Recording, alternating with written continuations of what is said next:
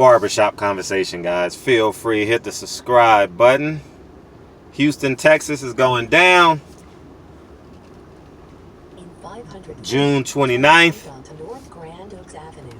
June 29th is going down, and we're going to have a great time. As soon as I back up out of this,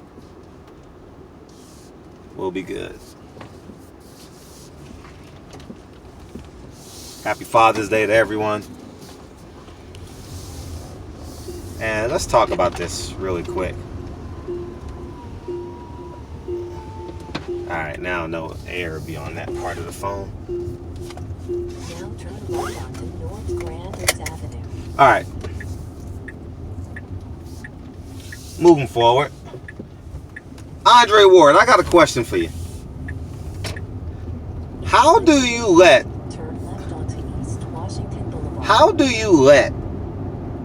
Timothy Bradley shuck and jive on national TV like that? Why are you too afraid? Listen, let's call a spade a spade.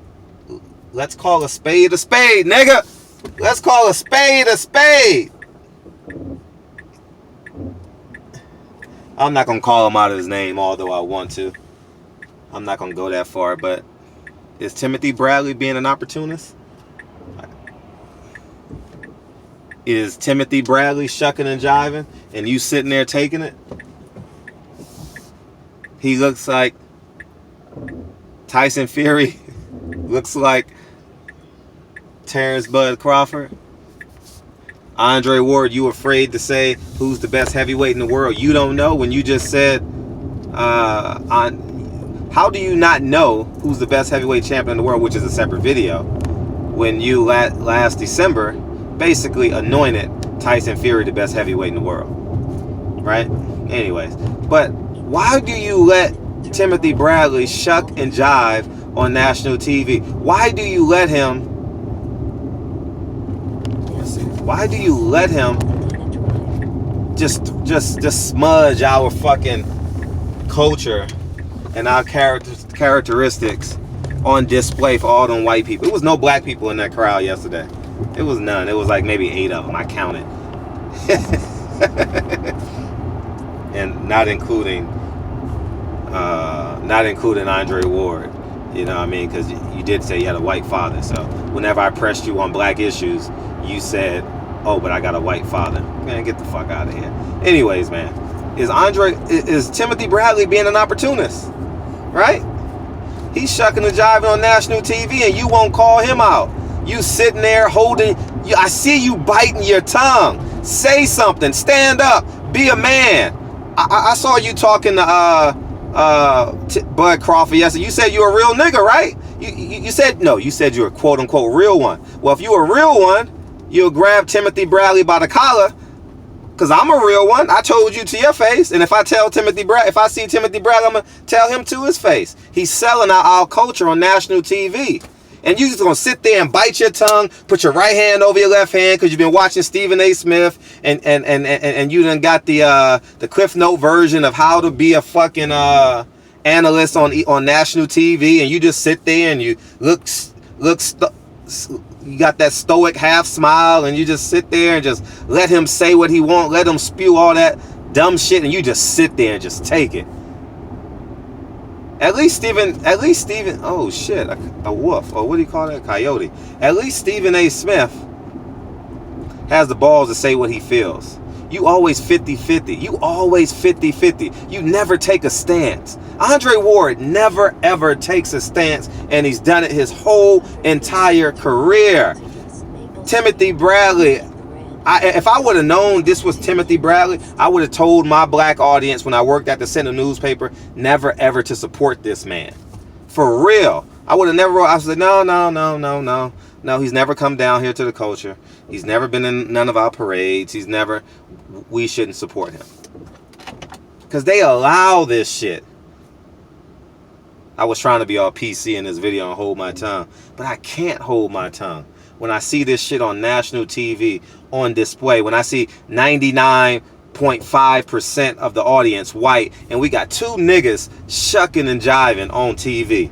Shucking and jiving. Man, that's why That's why I'm pleading with every black man in America. Get your own. Get your own. Own your shit. Do what you love. Don't give a fuck about how much money you're making. All right? Do what you love. All right? Do what you love. Please, please do what you love. Because if not, you're going to be under the thumb. You're going to be under the thumb of people you don't want to work for, whether they're black, whether they're white. But black men, own your own business. Don't be consumed with how many zeros you have. Some of the happiest people in the world are in third world countries, and all they do is do what they love. I don't know what it is that they do. I done been in third world countries and seen some of the happiest people in the world, man. And y'all looking at these people like gods. They just a human to me. I look at every fighter, and I don't even look at them like financial pieces. I just look at them as men. Y'all look at them as like fucking like the world's greatest this, the what, man. Stop idolizing these motherfuckers. If they inspire you, that's different. But idolizing motherfuckers that you don't know where they live, you don't know their phone number, they've never spoken to you. Stop that. Anywho, man, Andre Ward, stand up, say something. Even if you're gonna be on the white side, because you're white, your father's white, be on the white side. Timothy Brad was totally trolling last night, man. Totally trolling last night. And y'all just let it just fly. Andre Ward never ever oh my God. This is a shame, y'all. This is a shame. This is that whole show. Andre Ward, it was nothing in that show that displayed what you worked so hard for. The gold medal, undisputed, pound for pound, the best fighter in the world. And you watched that fucking white supremacist show last night. You ought to be, man, you just sit there and just take. See, that's the problem when you got other motherfuckers signing your checks. You got to do what they tell you to do. Remember, that show was produced last night. Remember Tyson Fury going by all them posters and shit? It was a produced show last night. It was nothing real about that shit. Tom Schwartz is not even a real fighter, y'all. He's not. He's a club fighter from fucking wherever he's from, Germany. He's a club fighter from Germany. The nigga couldn't even land a punch. Come on, y'all. Don't fall for the okie doke, y'all. Don't fall for the okie doke. It was no black reporters there. No, nothing. It was all choreographed. They shut people out. If you say anything bad about Top Rank, they not gonna give you a credential because they hoes. What's that nigga name? What's that cracker name? What's his name? Man, what's his name? Oh my God. Brandon Korn? What's his name? Korn is his last name. I forgot. Man, he's such a hoe. He's such a hoe. God, man, you have no idea. You have no idea. The things that he said about me, and he thought it was gonna come back to me. The things that man, what's his name? Evan Korn. The things that he said about me, little do he know that I got relationships in Top Rank. He gonna see me one day. Evan, you gonna see me one day, and I mean it. Anyways, getting back. And Steve Kim, feel free to watch this video and tell him I said so. Because I'll put you on my dinner plate too, nigga. Anyways, man.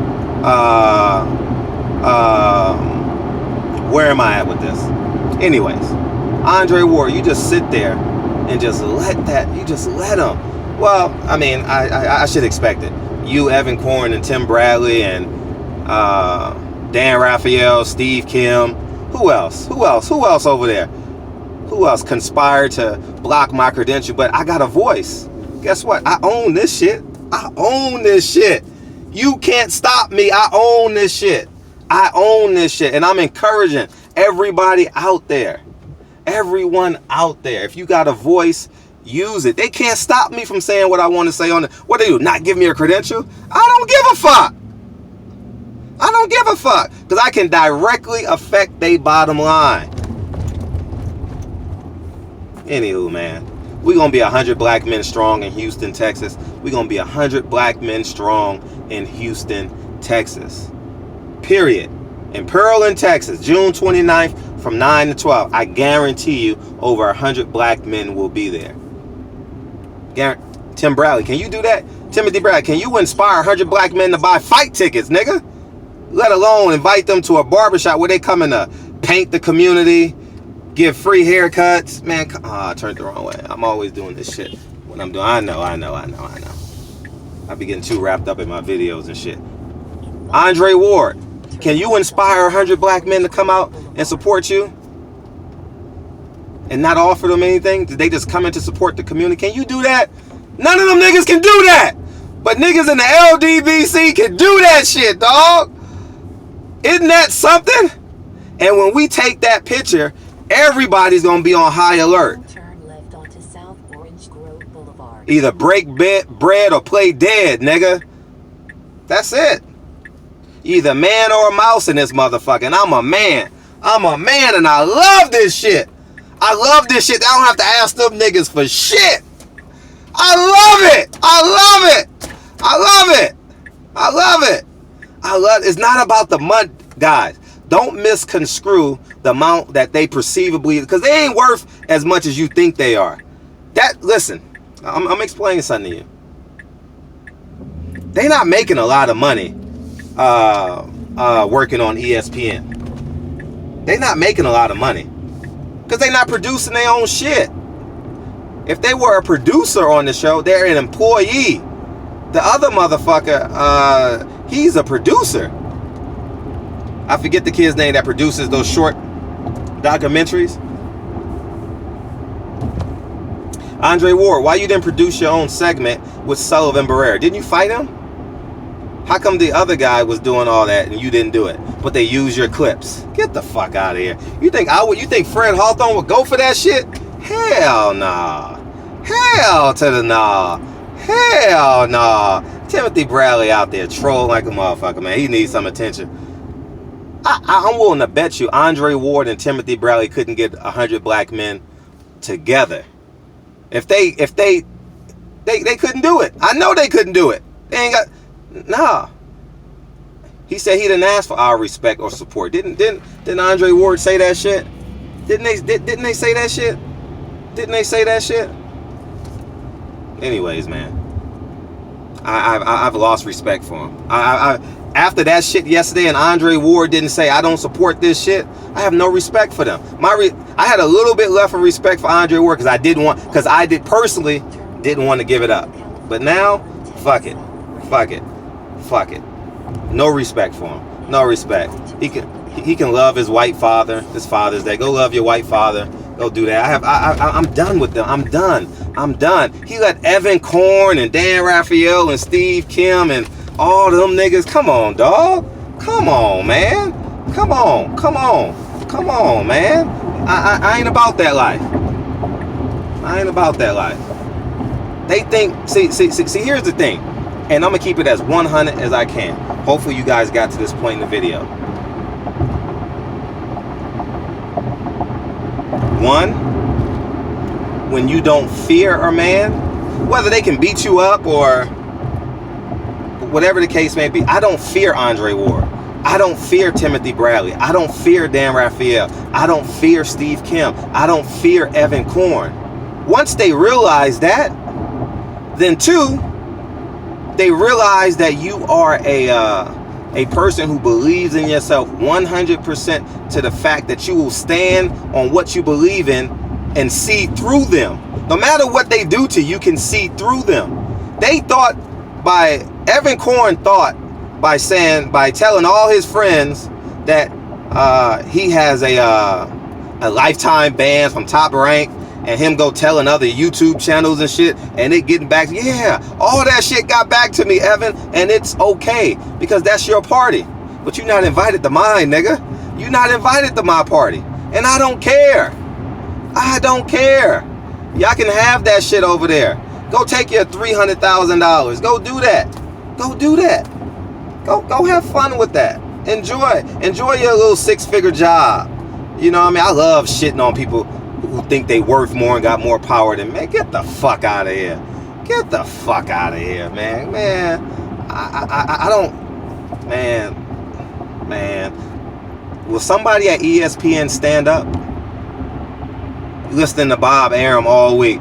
Listen, I don't give a fuck under any circumstances. Andre Ward and Timothy Bradley should never ever let a white man compare another white fighter to Muhammad Ali in any way. In any way. You don't have the right. Muhammad Ali wouldn't support that. The Muhammad Ali I know would not support that. I went to high school with his daughter. Muhammad Ali would not support that shit. Period. That's shameful. That's disgusting. Anyways, man, it's it just bewilders me that Andre Ward and Timothy Bradley just sit there and just allow that shit. I'm about to hit this Dodger traffic. I hope I don't, man. Come on! Dodgers won today, 3-2. I wish it would have been a game 7. I'll be in front of the TV right now. Anywho, man, I gave y'all what y'all wanted. I was trying to bite my tongue and be PC, but when I have no obligation to these niggas, when I have no... Evan Korn told me Dan Raphael and Steve Kim told him to block me. Can you believe that shit? And they thought that was going to shut me up. You know, it ain't shutting me up. That shit don't shut me. It inspires me. It inspires me. See, Dan Raphael lost a show on ESPN. I can't lose a show on my YouTube channel. I can't. I own it. I run it. Nothing they can do. Right? I can't help you lose weight, Dan. Steve Kim, I can't help you get a girlfriend. Evan Korn, I can't help you be a coward. You're a coward. Period. Trying to conspire. Man, dude, they all listen, on the highest level, they conspired to try and shut me down, dog. Shut me down. I need every black man to understand what I'm saying. Andre Ward, Timothy Bradley, Evan Korn, Dan Raphael, Steve Kim, they all conspired, grouped up, and said, we're going to give Fred a lifetime ban. But they don't know if I do 10 videos, it's going to reach the same amount of people that they blocking me from. If I do 5 videos, I believe in me. I believe in me. Evan Korn going, oh man, he didn't think it was going to get back to me. What's your life work, Evan? I've been in boxing long before you. Don't ever forget that. Don't ever forget that. Alright? Don't ever forget that, man. You got to play where you weigh, man. You coming in. This is my domain. This is my domain. Anyways, man, I'm having fun. I got to go to work real quick. I'm not rehabbing. I'm beautifying one of my properties. And I want to sell it and upgrade. So I want to get a 12-unit building. I'm trying to get a 12. Shit, I knew I was running into traffic. And so I want to turn this. I got a bunch of equity. And on another note, people who are out there saying that they're proud of paying off their home, and you don't leverage it, that's called a dead asset. Alright, it's called a dead asset. I'm just being real with you. It's a dead asset. That's all I'm saying. So I'm gonna tell you guys, stop idolizing these men. Alright? Stand with niggas that stand for what your core beliefs are, and that's not willing to shuck and jive. Alright? That's not willing to shuck and jive. Respect those men. Andre Ward just sat there silent and just let Timothy Bradley spew that shit. Let all them white motherfuckers on that Joe Tessitore. I'm drawing a blank on the other guy's name, dog. I'm drawing a blank on his name. I'm drawing a blank. I don't know why I'm drawing a blank. Damn. I'm drawing a blank on his name, but Mark Kriegel. There it is, Mark Kriegel. Mark Kriegel. They just, I don't want to hear no comparison with no white man with Tyson Fury. I don't care if he's with Tyson Fury, Muhammad. I don't care if he run faster, jump higher, taller. I want to hear some. I want to see some body shaming. Wasn't y'all body shaming Andy Ruiz? Tyson Fury's back was pregnant yesterday, dog. Pregnant. Looked like an upside down mushroom. Come on, man. Cut that shit out, man. Cut that shit out. Can't stop, won't stop. I'm being real, dog. Man, they got some devils out in that motherfucker, man. Devils. And I stand for what I believe in. I can't be stopped. And I got muscle in the streets too, so I ain't tripping on nothing. Nothing.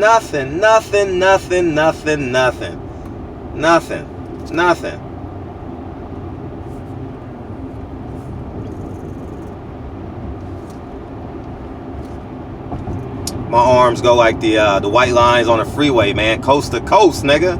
Shit. man, hey. I'm glad I stayed on this freeway though, kind of loosened up. I'll say this, man. I'm just going off and I'm giving y'all what y'all want. Hey.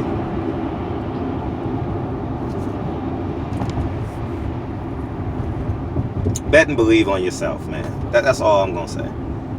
At the end of all this, when another nigga signs your checks, that's what you get. Andre Ward can't go against Timothy Bradley. Definitely Mark Kriegel and Joe Tessitore. They'll get fired immediately. I dare Andre Ward to say something against Joe Tessitore or Timothy Bradley. I dare them. Correct them on the stance that they believe in, not correct them on something they don't know. There's a difference.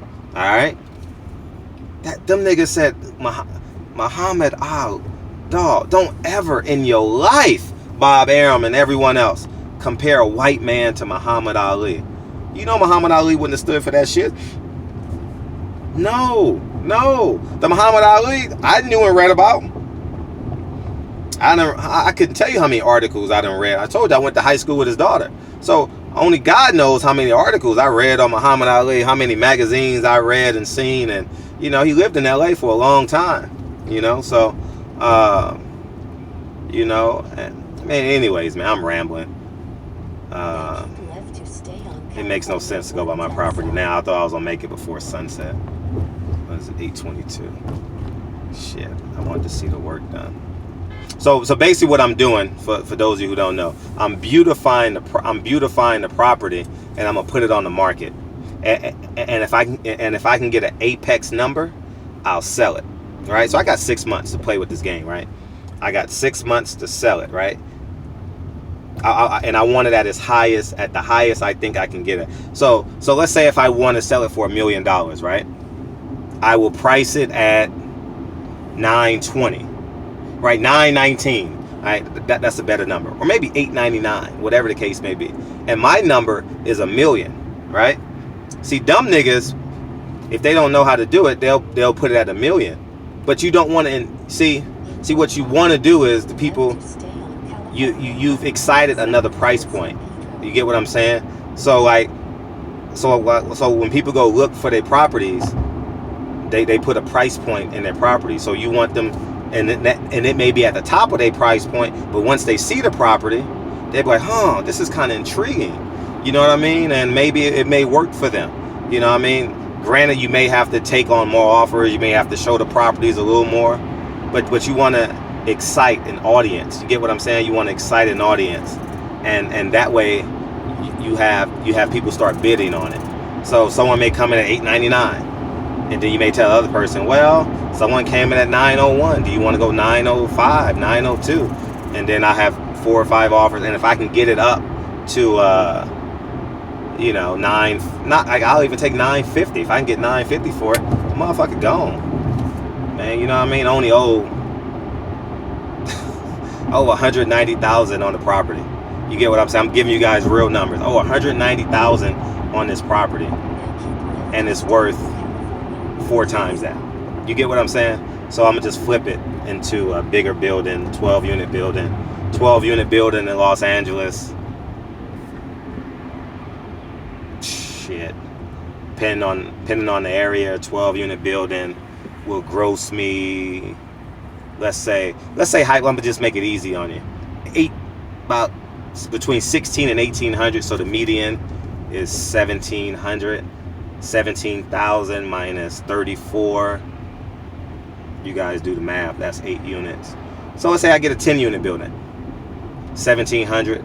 That property would gross me about 17,000 a month. You see the math? So I'm just building and building and building. So I ain't never got to work for a motherfucker sign my check. So I was hoping I would get there by the time but it's traffic. I would show you in this video since I'm rambling and shit. But it will be a 45-minute video, and y'all don't want that shit. So, but matter of fact, I'll put it on my Patreon tomorrow when I go by there, because I'm not gonna go by tonight. But anyways, man, barbershop conversations. Buy property, y'all. Buy property. I haven't worked since I'm 41 years old, guys, for real. I got laid off at 27 and haven't punched the clock since. I'm being real. I can travel, go to all the fights. I don't have to punch the clock. I don't have a boss. Hopefully that inspires somebody. And don't forget teamwork. Dre's a great partner of mine. You know, she's been amazing on this journey. Amazing. You know what I mean? So at the end of the day, man, if you can't do it alone, get a teammate. I couldn't have done it alone when I was younger. You know what I mean? And listen to these men that are telling you to invest in assets. All right, don't listen to watch these hip hop guys and say, I got to get this jewelry, I got to get that. Please listen, okay? Take heed. Please, I'm urging you guys. Please take heed, all right?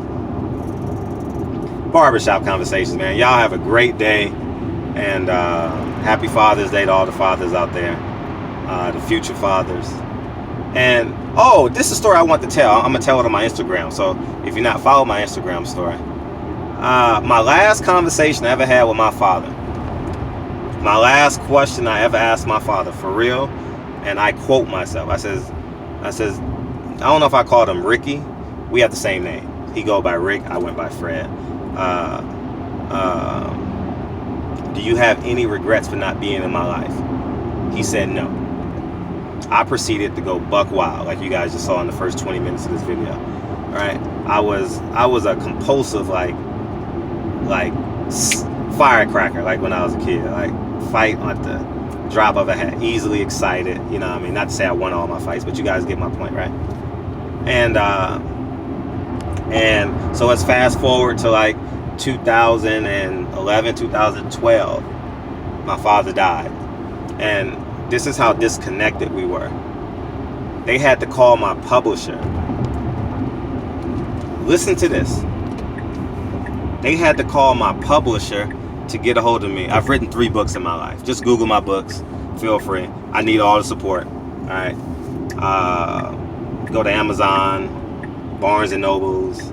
Go to my name, buy my books. Just type in my name. I have 3 books, right? And they had to call my publisher to get my information. All right. Now, they called me. It was like, you got to get to New York. I said, what happened? And I knew my dad was sick. So I said, what? My dad's sick? I don't know if I called him Ricky, but for this video, I'm going to call him my dad, because the word dad is more powerful since it's Father's Day. And they said, no, he's dead. And at the time, I probably was making close to $100,000 a year. That's important. And I went on Orbiz, and for me to rent a car, get a flight with the bereavement special, it was $500 with a hotel for one night. And my client, who I love dearly, Reggie Sampson, said, are you going? I says, I may. And he even offered to give me the $500 to go. He was a wealthy doctor, like beyond my own even understanding, right? And black man, by the way. And I says, nah, I'm not gonna go. And he was implying that I'll pay for you to go if you want to go to your father's funeral, you know? Like, nah, I don't want to go. And so fast forward to 2013, 2014, I landed in Newark, right? And you got to catch the train into Newark. You got to catch a train from Newark to New York, to Penn Station. And that was the first time I've been to New York since my dad passed, right? And I just cried. It was, if I'm not mistaken, it was when I was coming in for the Sean Porter Keith Thurman fight, and I saw the skyline and I just wept. I cried, and I was in silence. I was on the train. I wasn't like hoo booing and all that, but I was weeping, right?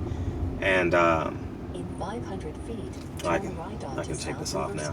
And so I'm just weeping, and I'm taking myself back to that moment. And then fast forward to last September, Sean Porter, Danny Garcia, coincidentally, I went and saw Malcolm X. This is important. I went to his burial site.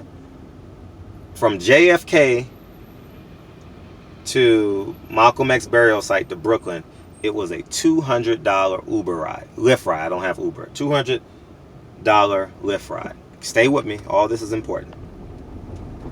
For the Deontay Wilder fight that just passed, I went and saw Malcolm X again. And ironically enough, my lawyer, Ron, who you guys know, white lawyer Ron, we fuck with him all the time, and who's a great friend of mine, he let me borrow his Range Rover, right? Now here's the catch to all this shit. Check out this shit. In order for me to get to Malcolm X burial site, listen to this. I had to drive past my father's cemetery twice, going up and coming back. I never thought to stop. Now here's the kicker to all this. Check this shit out.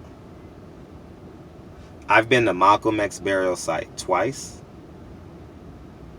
and I've been to my father's burial site 0 times. And I said all that to say this. Yes, fathers be fathers. But in addition to being a father, right, as a man, just be an example. Just be a light. You know, like so many people find so much inspiration from men in the LDBC, whether who cares whose channel it is, but they inspire you to a certain level. And although I never had a father, and and here's the irony about it. You guys say, oh, my father was broke, he was this. No, my father was easily earning over 6 figures. He had the only hardware store in Harlem and was still working for Harlem Hospital as the head locksmith. So don't say he was a city locksmith. So at the end of the day, don't say, oh, it was economics, he was poor. He wasn't poor. Owned a house, owned a business, had money in the bank. You know, when he died, I had a great understanding of what his worth was. You know what I mean? Had a house in Atlanta, had a house in New York, you know, and so I said all that to say this. When you're